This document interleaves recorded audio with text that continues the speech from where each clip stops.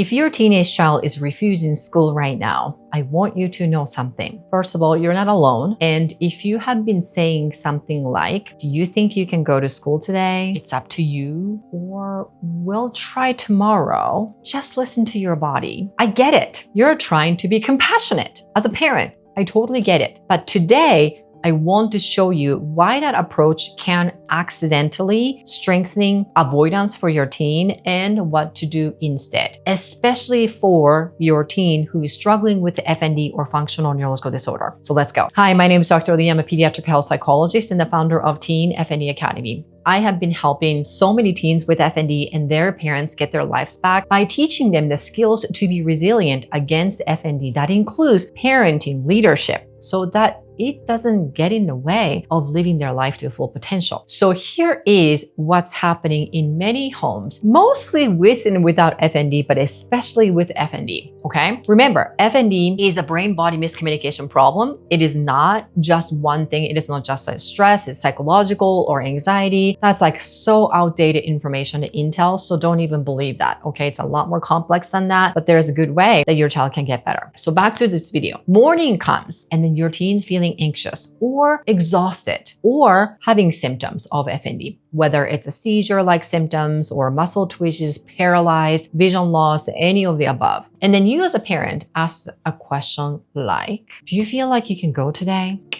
That sounds really reasonable, I'll say, but it creates this trap without you and your teen knowing, because a teen has to scan their body for the answer. And of course you mean it, but when a teen, your child scans their body, they find discomfort because they're anxious and tired and having symptoms, right? So the answer becomes this, no, I can't go. Then the parent backs off because you're stuck. And then everyone gets temporary relief.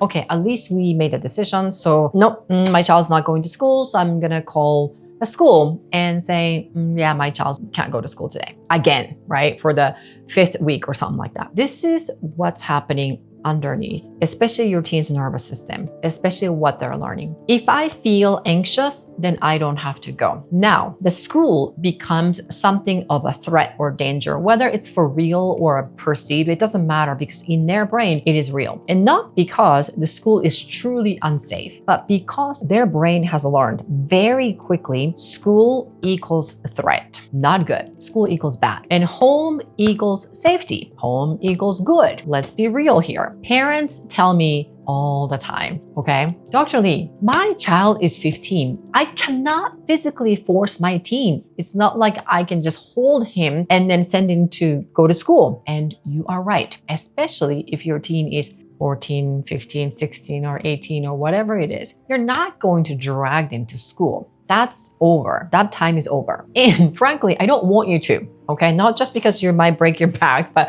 I don't want you to. Because the goal is not a physical battle. The goal is for you, parents, to be playing this leadership role. And the goal is structure related to that. The goal is, more importantly, rebuilding functioning for your child. And for many teens with FND, school is part of that recovery plan. Not because it's easy, but because it is meaningful. Now, your teen does not need you to ask this, are you ready? Okay? Your teen needs you to say, we have a plan. Because readiness is not the requirement for your teen or for yours for that matter, but the action is the requirement. That is non-negotiable. And this is why I teach in my program, Teen FND Academy, action steps. Your teen can have symptoms and still build function. Your teen can feel unsure, uncertain, and still follow a structure, but the structure needs to be there. And this is where you come in. Your job as a parent is to hold that structure long enough for their nervous system to learn this. I can do hard things, even though it's difficult. That's resilience. And that's exactly what I'm teaching in my program. Actually, the secret sauce in my program is called Brain, Building Resilience and Improving Neural Health for both teens and the parents. That's why parents are part of the equation to solve this problem. And then they are required to be part of my program. And that's why it's a resilience. If you want to see how my full program of Teen FND Academy works and how it's helping families resolve FND for real, then watch the video linked in the description box below. I want to be super practical. Let me give you scripts you can use starting tomorrow morning or even today. Okay, script 1, calm leadership. So it looks something like this. I know mornings are hard right now for you, and we are still going to school for first period. You don't have to feel ready, and you just have to take the next step. Script number 2, you validate and then hold your position. Okay, I believe you feel anxious. I know that. And we are still following the plan, you and I'm going to help you through it. The script 3, stop negotiating. Okay, we're not going to debate this for 45 minutes. Okay, we are going to get dressed now. And I'll check in after you are moving in 5 minutes. Be specific. Now, script 4, choice inside a structure. So you set the structure and then kid gets to pick. Do you want to ride in silence or with music? 2 options. You set the structure and let your child pick one or the other. This is not like a yes or no, because if your child says no, then you're stuck. Okay, so this is like option A or option B. Do you want me to walk you in or drop you at the door? Again, option A or B. Do you want a snack before we leave or after we arrive? Again, you're the one who's setting the structure. You're gonna have a snack. Is it before or after? That's it. Now, script 5, symptoms are not able to get the final vote. Okay, so you can say something like this. I'm not asking your symptoms for permission today. We're going to take the next step. That's it. Remember, pay attention here, because really notice what I'm doing. Or notice what I'm not doing, okay? I am not saying you're fine, totally invalidating. I'm not saying stop it, totally invalidating, right? I'm not saying you're being dramatic, very invalidating. I'm not saying any of that. This is not about dismissing your teen. It's quite the opposite. This is about leading them out of the fear loop by you holding the strong leadership. So you might be thinking, well, what if they still refuse? Well, this is where clarity matters. You calmly say something along the lines of, I hear you, validate, and school is still the plan. You hold your boundary. I'm going to give you 2 minutes. Then we're moving forward in any shape or form. So you're holding your stance. And if they escalate, you stay regulated, because your nervous system sets the tone. Remember, as a leader, right? So you kind of have to practice this like on your own, right? And you don't match the panic of your child. You just remain calm, right? You don't plead either.